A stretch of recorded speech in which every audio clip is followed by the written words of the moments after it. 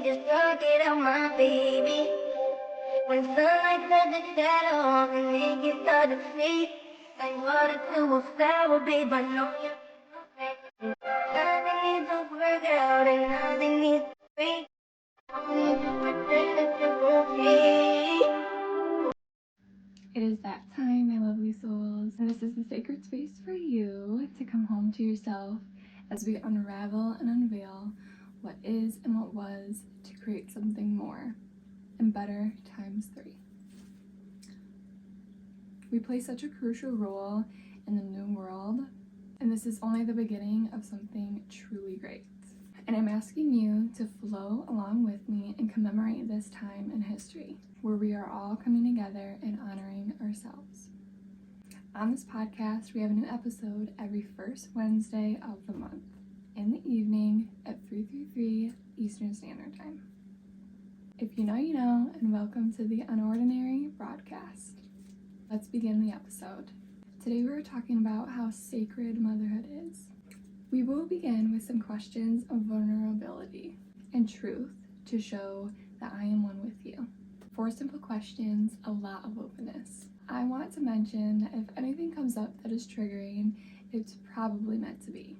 So please listen to your own discernment and follow your heart, and if you feel called to this message. If you're interested in becoming a part of something greater for yourself or your family unit, I have a feeling that this might be the perfect place and time to give it a shot. Stick around for the rest and enjoy the show. Question 1.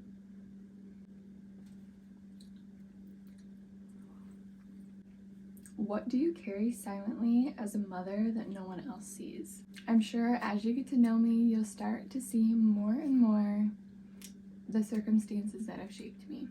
If you are here now, I am thankful that you are, and kindness is always welcome. To dive in, my answer to this is that no matter where you go, what you do, or how much you think you've healed, there's always going to be something next on your path that is meant to teach you something.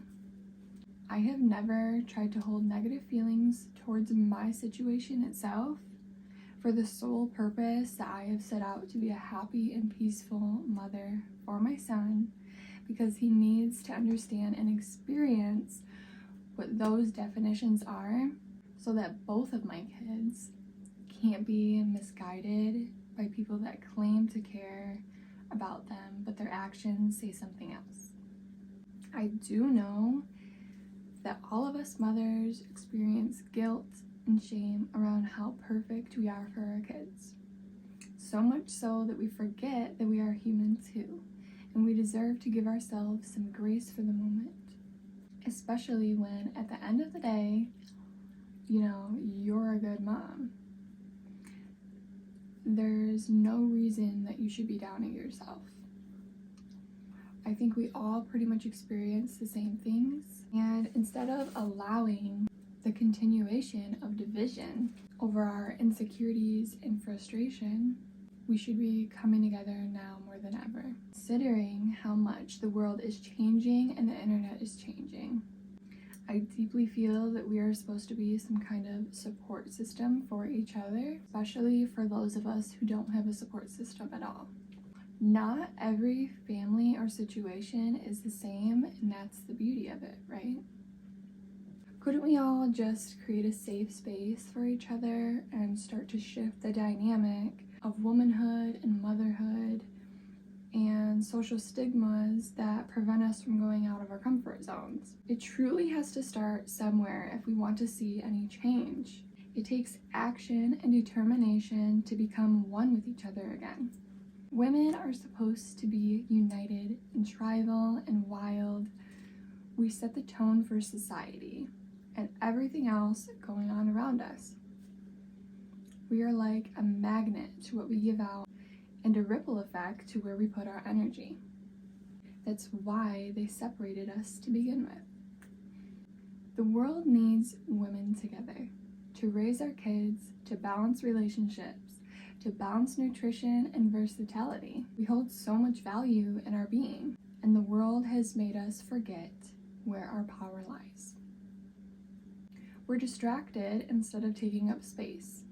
We're shameful of our bodies and sensuality instead of honoring our womb wisdom and the generational gift that we have. This is all alchemized by being truly authentic in our femininity. This is the way I think every woman carries today. Question 2. When was the last time you truly felt seen in your motherhood, and what made that moment different? Personally, I feel the most seen when I don't have to bring up too much attention to my needs or what needs to be done, because they are already being noticed and taken care of. It is essential, according to the natural laws of balance in nature, for a man to provide and protect. You should feel sanctioned in his energy. True divine masculine energy balances divine femininity. It's like a yin and yang, as above, so below. Everything has a balance. This is why I feel so deeply when things are not in balance. I feel it shift almost instantly. I can feel rest and assured when my partner or even the people closest to me take account in the pressure it puts on me solely. When only one person is picking up the slack, that is against the balances of nature. And right now, a lot of society is not in tune with this. Question 3. What part of yourself do you feel you've had to hide in order to be a good mom? For my story specifically, it can be very difficult to skip over the fact that I had my first baby when I was only but a baby. This brings up a lot of trauma and things that I still carry with me today, and even people's misconduct towards me because I am actively using my voice, and that intimidates them. Because of what I went through, I don't ever try to shy away from the authenticity of emotion. I am very open with my kids, and even the people closest to me, as I have always been. I always, as gently as I can, encourage my son as a young man to be in touch with his emotions and to make space for them as openly as he can. I will give him examples on how to safely express his emotions depending on the intensity that they are. A lot of the time, we will go spend some time with the trees, the forest, some plants, bare feet in the grass, to ground ourselves to the earth. That has been the most effective way for us to heal and cope recently, is by giving our energy to the trees, to help them grow, and also by reconnecting with them. We were never meant to be separated from nature itself, the animal kingdom and everything that was there before us. We don't have any right to believe that we have a hierarchy over them. We need nature on our side. Regarding the initial question, it can be extremely difficult to act as if everything is surface level when interacting with other people. You know, as people, we want to truly feel known and seen. We want our story to be acknowledged. We want to share our gifts with others and be known. It was never right for us to hide who we are away as if we had no importance. Last I checked, in my perception of life, we hold the importance of everything. Do you know how much the human brain is capable of? The parts they say we don't use? Has anyone else heard anything about science recently?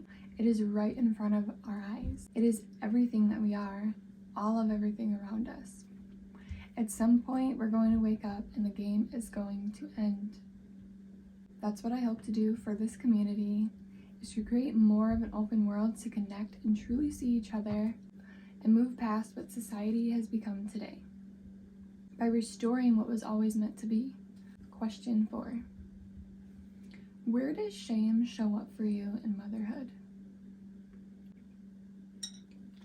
This is truly my greatest struggle, as I'm sure a lot of you can relate. and I have no idea how I'm just supposed to look over that.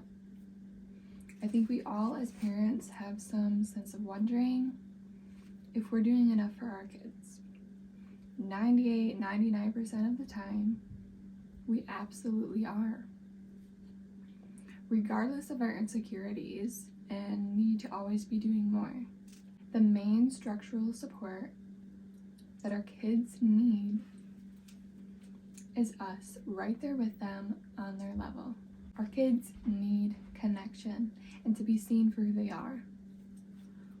What are their interests? What are their favorite things? What would make them happy? Most importantly, who do they need me to be? Do they need me to be a shoulder to lean on? Or do they need me to give them confidence and encouragement? I try to navigate the scenario the best possible way that I can in order to better improve their outcome. This meaning, I am always visualizing the adult version of my kids and how they're going to look back on their life and their childhood. I don't want to be a reason they have more bad memories than good. I don't want trauma to be a block they have to navigate for the rest of their life, or a reason they aren't in touch with who they were as a kid, being their creative side and their individual spark. My job is to keep this intact by allowing them to become more of themselves over time. Thank every one of you beautiful souls for being here with me today. And I am thrilled about being part of this worldwide community with you. If you enjoyed watching this episode, then you're going to love the next one where we talk about how to heal the sisterhood wound. Please make sure to like, comment, share, and subscribe to keep the movement alive and get others involved. This is about unity and oneness, creating a better world for those that come after us. Everyone is a part of this. Remember that you have purpose and you are valuable. The world needs the magic that you hold. Till next time, your host. Bye.